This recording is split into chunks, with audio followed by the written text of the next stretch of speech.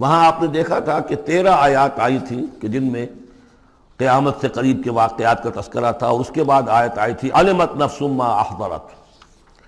یہاں اس کو مختصر کیا ہے اور 4 آیات کے اندر، لیکن اس کے بعد علمت نفس ما قدمت واخرت، اس کی وضاحت، اور جو نتیجہ نکلے گا سورہ تکویر میں وہ نہیں تھا کہ کیا نتیجہ نکلے گا، بلکہ یہ کہ کدھر جا رہے ہو، ادھر جا رہے ہو یا ادھر جا رہے ہو، لیکن سورہ انفطار میں وہ دونوں کے نتیجے بیان کر دیے جائیں گے کہ ادھر جاؤ گے تو کہاں پہنچو گے، ادھر جاؤ گے تو کہاں جاؤ گے۔ بسم اللہ الرحمن الرحیم، اذا السماء انفطرت، جب آسمان پھٹ جائے گا، وَإِذَا الْكَوَاكِبُ انتَثَرَتْ، اور جب کہ تارے بکھر جائیں گے، جھڑ جائیں گے، وَإِذَا الْبِحَارُ فُجِّرَتْ، اور جب سمندروں میں ابال آ جائے گا، وَإِذَا الْقُبُورُ بُعْثِرَتْ، اور جب قبریں تلپٹ کر دی جائیں گی، عَلِمَتْ نَفْسٌ مَا قَدَّمَتْ وَأَخَّرَتْ، ہر جان جان لے گی کہ اس نے کیا آگے بھیجا کیا پیچھے چھوڑا، یا کس شے کو آگے کیا کس کو پیچھے کیا۔ یہ دونوں الفاظ یہاں سمجھ لیجئے، بعد میں بھی آئیں گے۔ یہ ایک ہے کس شے کو آگے بھیجا، کس شے کو پیچھے چھوڑا، یہ ہم پہلے بھی پڑھ چکے ہیں۔ ایک یہ ہے کہ دنیا میں انسان کا ہر طرز عمل جو ہے وہ 2 چیزوں کے درمیان طے کرتا ہے کہ اس میں سے کس کو میں پرائرٹی نمبر 1 دوں، کس کو پرائرٹی نمبر 2 دوں۔ جس کو پرائرٹی نمبر 1 دی ہے، ترجیح نمبر 1، وہ ہے جس کو اس نے آگے کیا، جو ترجیح 2 میں رکھا وہ ہے جو پیچھے کیا۔ بس یہی سارا معاملہ ہے کہ تم نے آخرت کو ترجیح اول دی ہے یا دنیا کو، کس کو مقدم رکھا کس کو مؤخر۔ ایک راستہ یہ ہے کہ میرا مطلوب تو ہے آخرت، دنیا جتنی مل جائے نہ ملے تو بھی کوئی بات نہیں۔ ایک یہ ہے طرز عمل کہ میرا اصل مقصود ہے دنیا، آخرت کچھ مل جائے تو بونس ہے، کسی کی سفارش سے مل جائے، کسی کے اور ہیلے بہانے سے مل جائے، لیکن مقصود میرا دنیا ہے۔ تو بما قدمت واخرت، کیا آگے کیا کیا پیچھے کیا، یا کیا آگے بھیجا کیا پیچھے چھوڑا۔ یا ایھا الانسان ما غرک بربک الکریم، اے انسان تجھے کس شخص نے دھوکے میں مبتلا کر دیا ہے اپنے رب کریم پر۔ یہ وہ مضمون ہے کہ جو سورہ حدید میں آ چکا ہے، سورہ لقمان میں آ چکا ہے، وَلَا يَغُرَّنَّكُم بِاللَّهِ الْغَرُورُ، کہ یہ جو شیطان ہے یہ وسوسہ بھی پڑھاتا ہے، اس کی جو چالیں ہیں ہر ایک کے لیے ایک جیسی نہیں ہے۔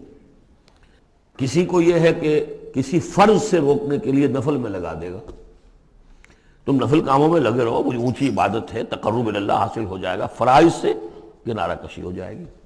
کہاں یہ اقامت دین اور کہاں یہ فرائض دینی چھوڑو، آپ تو بس ذکر کیا کرو اور تہجد پڑھا کرو، رات کو جاگا کرو، یہ ہے اصل۔ لیکن تو فرض سے غافل کر کے اگر نوافل میں لگایا بیڑا غرق کر دیا۔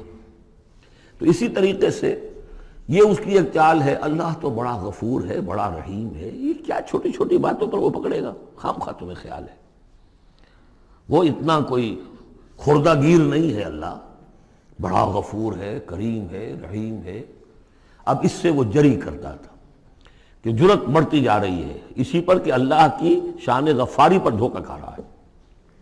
یا ایھا الانسان ما غرک بربک الکریم، کس چیز نے تجھے دھوکے میں ڈال دیا ہے اپنے رب کریم کے بارے میں، الذی خلقک فسواک فعدلک، جس نے تمہیں تخلیق کیا پھر تمہارا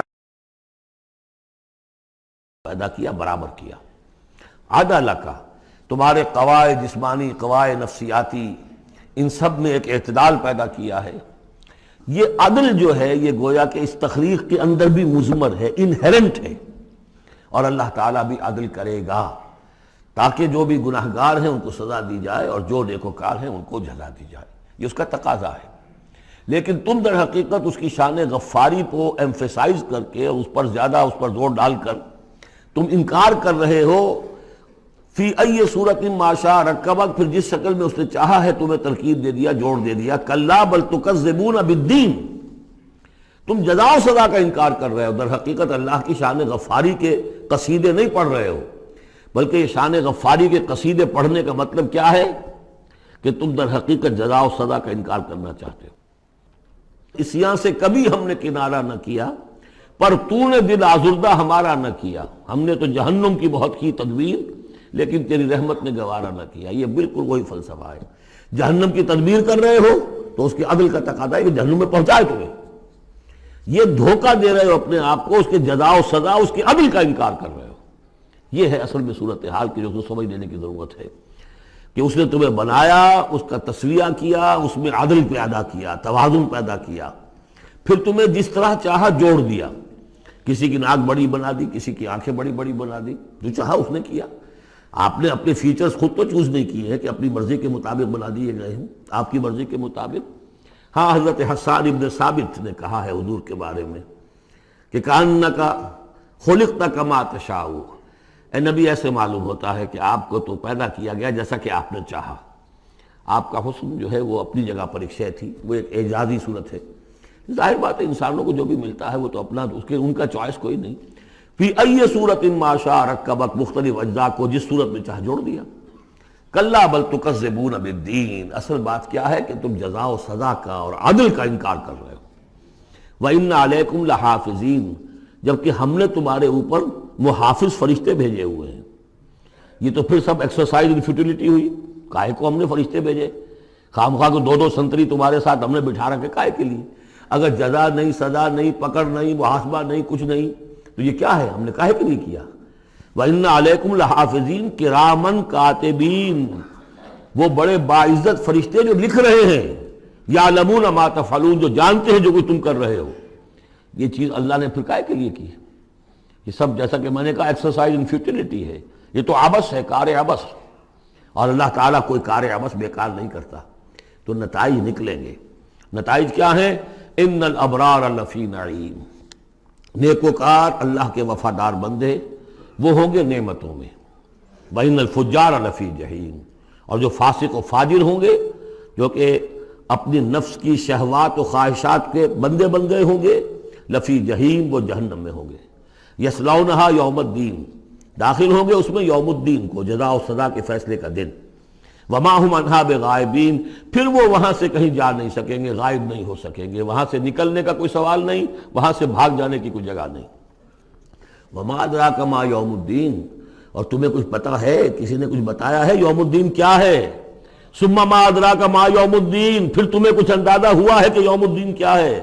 یوم لا تملک نفس لنفس شیئا والامر یومئذ للہ، جب کسی جان کو کسی دوسری جان کے لیے کوئی اختیار حاصل نہیں ہوگا، اور امر کل کا کل اللہ کے ہاتھ میں ہوگا۔ والامر یومئذ للہ، لمن الملک اليوم للہ الواحد القہار۔ واتقوا یوما لا تجزی نفس عن نفس شیئا ولا يقبل منها شفاعۃ ولا یؤخذ منها عدل ولا هم ينصرون۔ وہ دن جانتے ہو، وہ دن وما ادراک ما یوم الدین ثم ما ادراک ما یوم الدین یوم لا تملک نفس لنفس شیئا والامر یومئذ للہ۔